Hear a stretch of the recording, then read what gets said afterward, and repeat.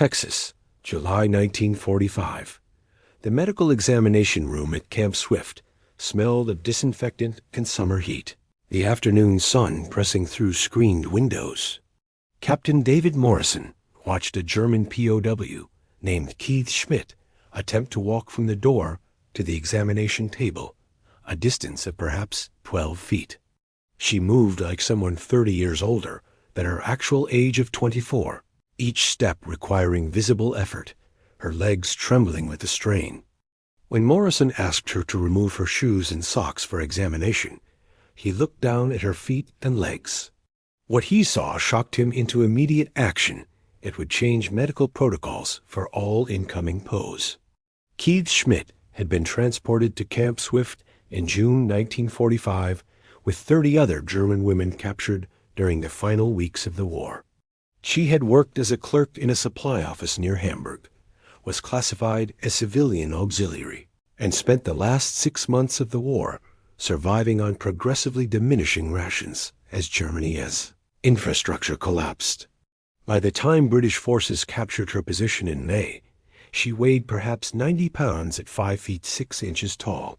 The British processed her through temporary camps, provided minimal rations to stabilize her condition, then transferred her to American custody for transport to the United States. The Atlantic crossing took 2 weeks. Keith spent most of it seasick, unable to eat even the adequate food provided on the transport ship. She arrived in New York having lost additional weight, so weak she could barely stand for the processing procedures. The train journey to Texas lasted 4 days. Other prisoners noticed her condition, tried to help her eat, supported her during the few times she attempted to walk. But the damage was comprehensive months of severe malnutrition had depleted her body's resources in ways that would not be quickly remedied. When she arrived at Camp Swift, she was one of the first prisoners processed through the new medical examination protocol designed to assess incoming POWs and provide appropriate care. Captain David Morrison was 42, a physician from Philadelphia who had practiced general medicine for 15 years before being commissioned in 1942. He had served in field hospitals in North Africa and Italy, had seen combat casualties and disease, had treated malnutrition in liberated populations. But he had never processed German POWs directly.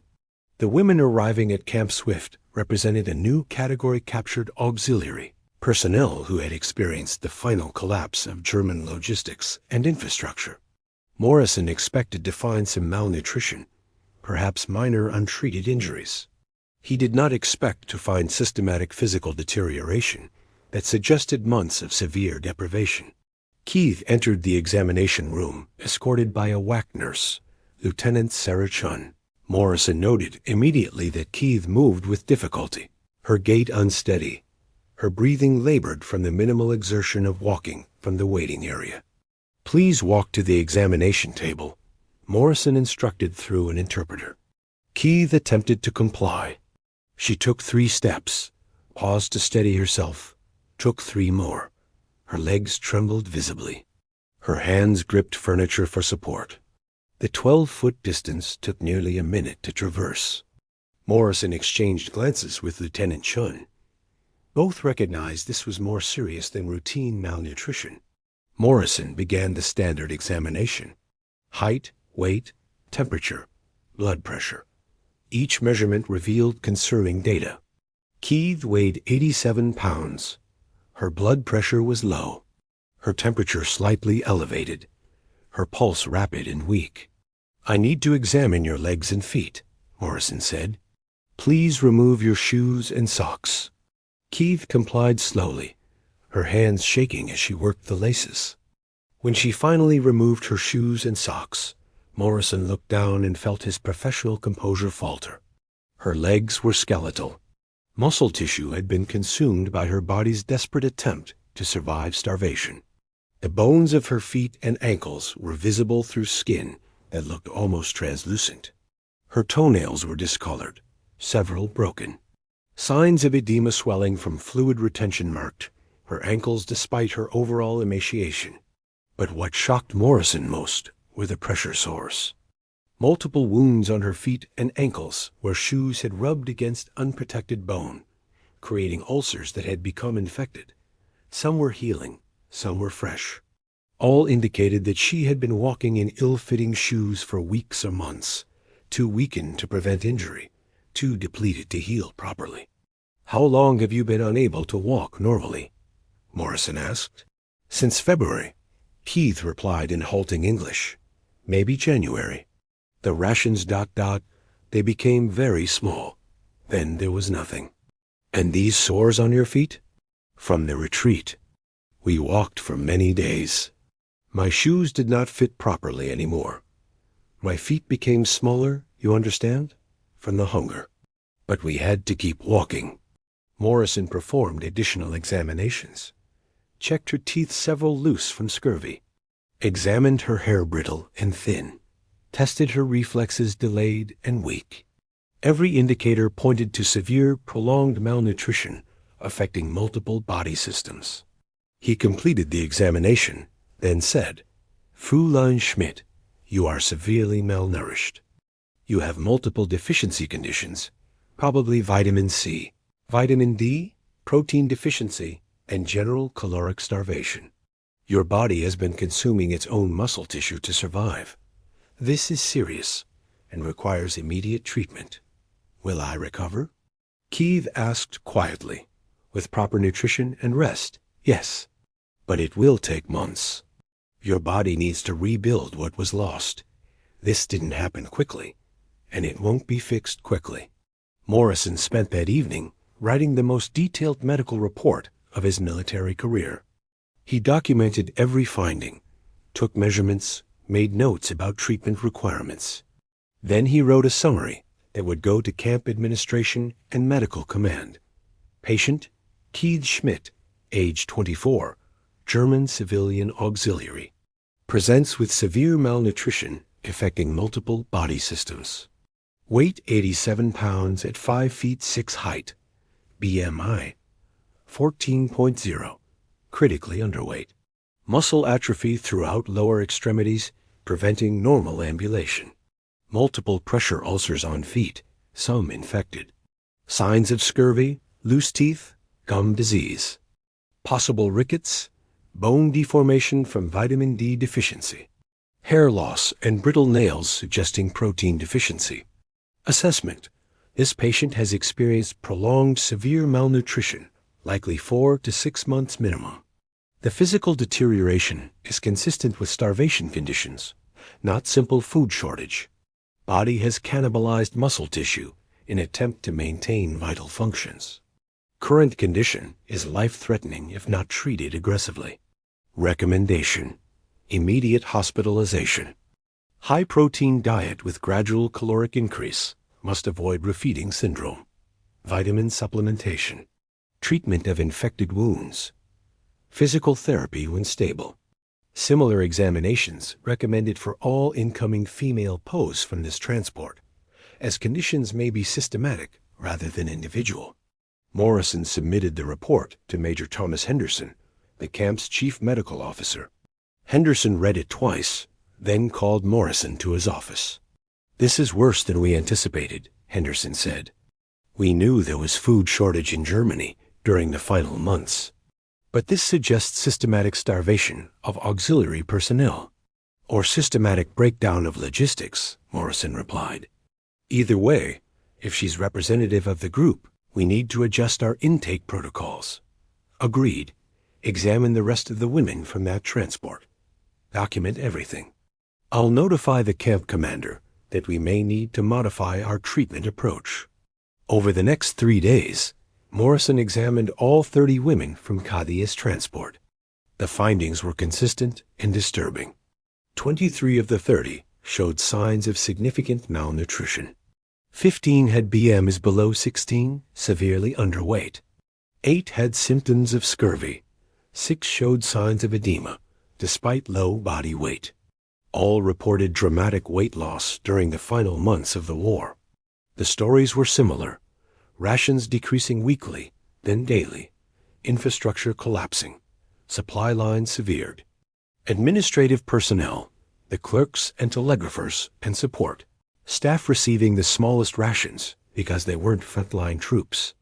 By March 1945, many reported eating one meal of thin soup daily. By April, some days no food at all. Morrison compiled a comprehensive report documenting the systematic nature of the malnutrition. This wasn't individual neglect or isolated hardship. This was evidence of complete societal collapse, affecting even military auxiliary personnel. Major Henderson convened a meeting of all medical staff. He presented Morrison's findings, showed photographs Morrison had taken documenting the physical conditions, and outlined new protocols. Effective immediately, all incoming POWs undergo comprehensive medical examination focusing on nutritional status. Anyone with BMI below 17 receives immediate supplemental feeding. Anyone showing signs of vitamin deficiency receives appropriate supplementation. Anyone with infected wounds receives treatment before assignment to regular barracks. We're establishing a medical ward specifically for nutritional rehabilitation. Captain Morrison will oversee it.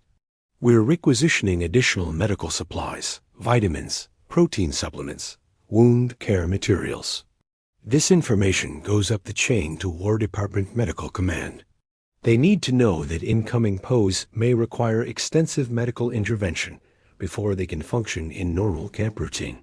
One officer asked, "Are we equipped to handle this level of medical need?" "We'll have to be," Henderson replied. "These are human beings in our custody.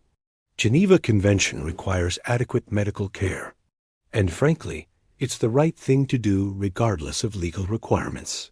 Keith was transferred to the newly established medical ward, a converted barracks with 20 beds, full-time nursing staff, and direct oversight by Morrison and his team. 7 other women from her transport joined her, all requiring intensive nutritional rehabilitation. The treatment was methodical. Small, frequent meals to avoid overwhelming compromised digestive systems. High-protein foods to rebuild muscle. Vitamin C for scurvy. Vitamin D and calcium for bone health. Vitamin B complex for nerve function. Iron for anemia. But the treatment had to be gradual. Morrison had learned about refeeding syndrome, a dangerous condition where starved bodies, suddenly receiving adequate nutrition, experience dangerous shifts in electrolytes and metabolism. People could die from being fed too quickly after prolonged starvation, so the meals were carefully calibrated. Week 1, 1,200 calories daily in 6 small meals. Week 2, 1,500 calories. Week 3, 1,800 calories. Slow incremental increases allowing bodies to adjust. Keith ate mechanically at first, her stomach rebelling against the sudden abundance. She experienced nausea, cramping, digestive distress, but gradually her body adjusted. The meals became easier to tolerate. The food became fuel rather than torment. The physical changes happened slowly but measurably. Morrison documented everything, taking weekly measurements, photographing the progression, creating medical record of recovery from severe malnutrition. Week 2, Keith gained 3 pounds. The edema in her ankles decreased as her body's fluid balance improved. The infected sores on her feet began healing with proper wound care and adequate nutrition. Week 4, she gained 8 pounds total. Her hair stopped falling out. Her teeth felt more secure. She could walk the length of the ward without stopping to rest. Week 8, she gained 15 pounds. Her legs showed the first signs of muscle rebuilding. She could climb stairs with assistance. Her skin no longer looked translucent. Week 12, she gained 22 pounds, bringing her weight to 109 pounds, still underweight, but no longer dangerously so. She could walk normally, participate in light exercise, function independently in daily activities. The recovery timeline shocked Morrison. He had expected improvement, but the dramatic transformation from skeletal weakness to functional health in 3 months exceeded his projections. As Keith recovered, she and Morrison had conversations during weekly examinations. She spoke better English than initially apparent, just too exhausted during early examinations to manage it. "Why did this happen?" Morrison asked during one session. "How did the German military allow its personnel to become this malnourished?" Keith considered the question carefully. "The system broke," she said finally. "In beginning of war, there was organization. Food was rationed but adequate. But as war went badly, as infrastructure was bombed, as transport stopped working, the rations became smaller. And people like me, clerks, not soldiers, we were lowest priority. You said the food stopped in April. Completely?" "Almost completely. Some days we found potatoes. Twice someone brought bread that was mostly sawdust. We ate grass sometimes, dandelions, anything. But there was nothing organized, no system. Just survival." Morrison wrote notes, documenting testimony to accompany medical findings. "Did you know you were starving? That you were at risk of dying?" "Yes," Keith said simply. "Many people did die. In the retreat, in the camps after capture, I thought I would die too. I accepted it. Then the British gave us food. Then you Americans gave us more food. And my body decided to live after all." "I'm glad it did," Morrison said. "So am I," Keith replied. "Though some days during recovery, when my stomach hurt so much from eating, I wondered if dying might have been easier." "It gets better," Morrison assured her. "Your body is remembering how to process food. Give it time." Morrison's documentation of systematic malnutrition among German POWs reached War Department Medical Command in Washington. The reports triggered broader investigation into conditions affecting incoming prisoners from European theater. Similar patterns emerged from other camps. German military and auxiliary personnel captured in final months of war showed consistent signs of severe malnutrition. The infrastructure collapse wasn't isolated. It was systematic across regions as Germany's logistics disintegrated. Medical protocols were adjusted throughout the POW camp system. All incoming prisoners received comprehensive nutritional assessment. Medical wards for rehabilitation were established at major facilities. Treatment protocols Morrison had developed became standard practice. A medical officer from Washington visited Camp Swift in October to interview Morrison and examine his records. The officer, a colonel named James Bradford, spent 3 days reviewing documentation and interviewing patients. "This is remarkable work, Captain," Bradford said. "You recognized a systematic problem, documented it thoroughly, developed treatment protocols, and achieved measurable recovery. This is exactly the kind of field medicine that influences policy." "I was just treating patients, sir," Morrison replied. "You were doing more than that. You are documenting evidence of what happens when societies collapse. This data will be studied for decades by military medicine, by nutritionists, by historians. You've created a record of human cost of systematic infrastructure failure." Keith became an inadvertent witness to these broader implications. As her recovery progressed, various medical officers and researchers interviewed her, asking detailed questions about her experiences with food shortage, the progression of symptoms, the psychological impact of starvation. She answered honestly, describing the constant hunger, the weakness that made every action exhausting, the way her mind became foggy and slow, the acceptance of probable death that came when hope for food disappeared. One researcher asked, "Did you know that in America, while you were starving, food was abundant?" "We were told America was poor too," Keith said, "that everyone was suffering. When I arrived here and saw the meals, I thought it must be special treatment, designed to make us compliant. Only gradually did I understand this is normal here. The abundance is real. The starvation was ours alone." "How does that make you feel?" Keith paused, considering. "Angry," she said finally, "that we were made to suffer needlessly while somewhere else. People ate well, but also grateful that you Americans chose to feed us adequately despite being your enemy. That Dr. Morrison cared whether I recovered. That the system here prioritizes human welfare, even for prisoners." In December, After 6 months of recovery, Keith was permitted to write letters home through Red Cross channels. She had learned her mother survived the war, was living in Hamburg with relatives. The letter was difficult to write. How did she explain that she was healthier as a prisoner in America than she had been as free person in Germany? That the enemy fed her better than her own government had? Dear Mama, I am writing from a camp in Texas. I am alive and well, better than I have been in many months. The Americans have been treating me with medical care and adequate food.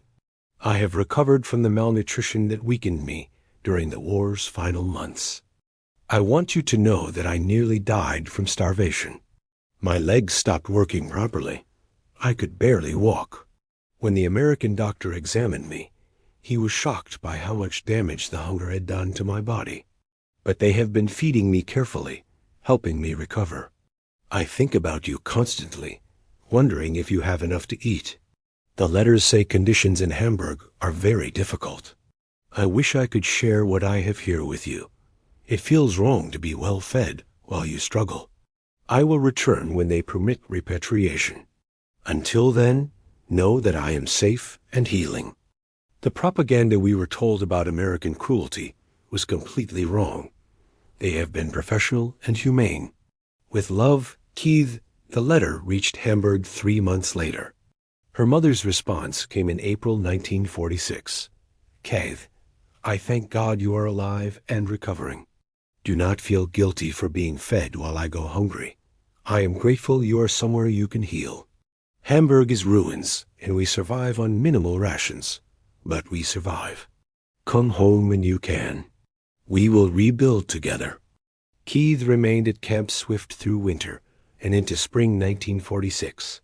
She continued gaining weight, rebuilding strength, participating in camp work programs as her health permitted. By March, she weighed 118 pounds, still slender, but within healthy range. She could walk miles without difficulty, work full days without exhaustion, function normally. Morrison examined her one final time before her scheduled repatriation. The transformation was complete.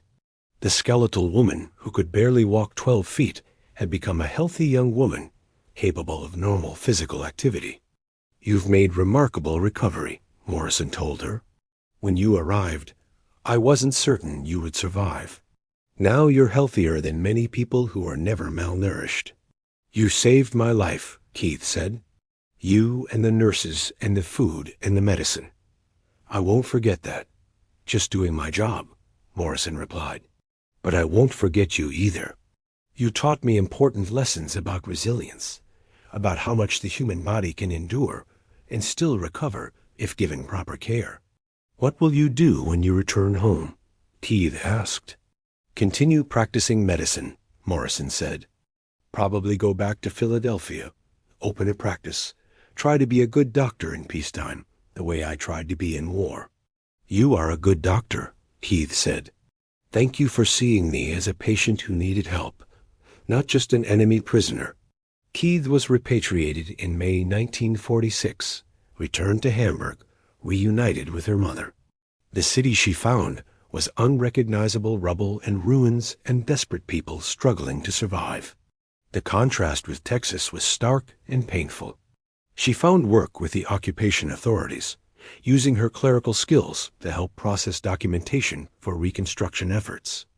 The work was similar to what she'd done during the war, but now serving recovery rather than military operations. She wrote to Morrison occasionally, updating him on her progress. In 1947, I am working for British Occupation Administration. The work is stable, and I receive adequate rations. My health remains good thanks to the foundation you helped build during my recovery. In 1950, Hamburg is slowly rebuilding. I have married a man who is also a prisoner, who understands what we experienced. We talk sometimes about the strangeness of being treated better by enemies than by our own government. In 1955, I have a daughter now. She is healthy and well fed. When she asks about the war, I tell her about Dr. Morrison in Texas, who saved my life when my own country had let me starve. I tell her that enemies can show humanity and that remembering that truth matters.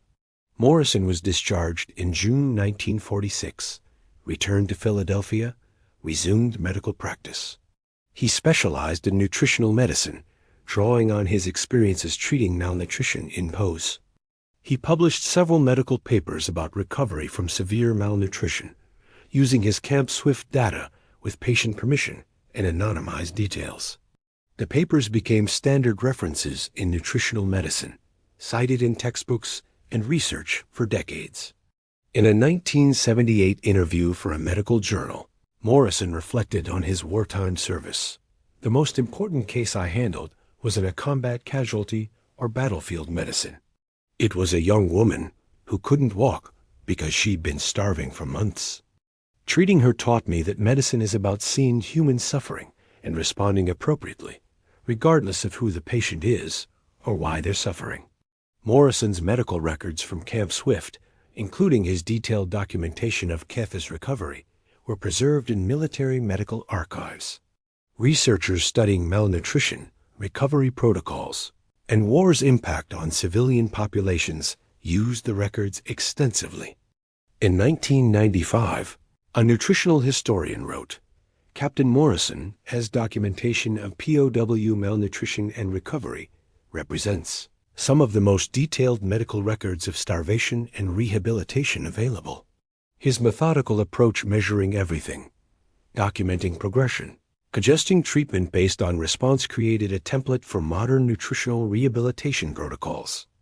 The photographs Morrison took showing Keith's legs at arrival and at various recovery stages became teaching materials in medical schools, illustrating the physical impact of severe malnutrition and the possibility of recovery with proper treatment. The story of Keith Schmidt and David Morrison matters because it documents both human cost and human response. The cost: a 24-year-old woman so malnourished she could barely walk, her body consuming itself to survive. The response: systematic medical care, prioritizing recovery over regulations, humanity over expedience. When Morrison looked down at Keith's legs during that first examination and saw the shocking evidence of prolonged starvation, he made a choice. He could have provided minimal treatment and moved on to the next case. Instead, he documented everything, changed protocols, ensured comprehensive care. That choice to see a patient rather than just a prisoner, to provide excellent care rather than adequate care, to document thoroughly rather than superficially created ripples extending far beyond one person's recovery. Keith lived until 2001, died at 80 in Hamburg, surrounded by children and grandchildren. Her daughter donated her mother's letters to a historical archive, including the correspondence with Morrison, documenting her recovery and ongoing gratitude. Morrison died in 1988 at 85. His medical papers and POW treatment records were donated to a medical history collection, where they remain available to researchers studying malnutrition, recovery, and the choices medical professionals make when treating former enemies. The examination room at Camp Swift, where Morrison first saw Keith's legs, is long gone. But what happened there, the shock of discovering severe malnutrition, the commitment to comprehensive treatment, the documentation that changed protocols endures, as a reminder that medical care transcends nationality, that seeing human suffering requires human response, and that small choices to document and treat carefully can matter for decades beyond the immediate moment. In a Texas medical ward in 1945, a young woman who could barely walk slowly regained the ability to stand, to move, to live. The doctor who treated her didn't just save one life, he created a record of what's possible when medicine prioritizes. Patience over politics, recovery over regulations, and documented evidence over convenient assumptions. That's the legacy. Not just one woman healed, but a system improved, a standard raised, and evidence preserved that even in war, medical care can remain fundamentally human.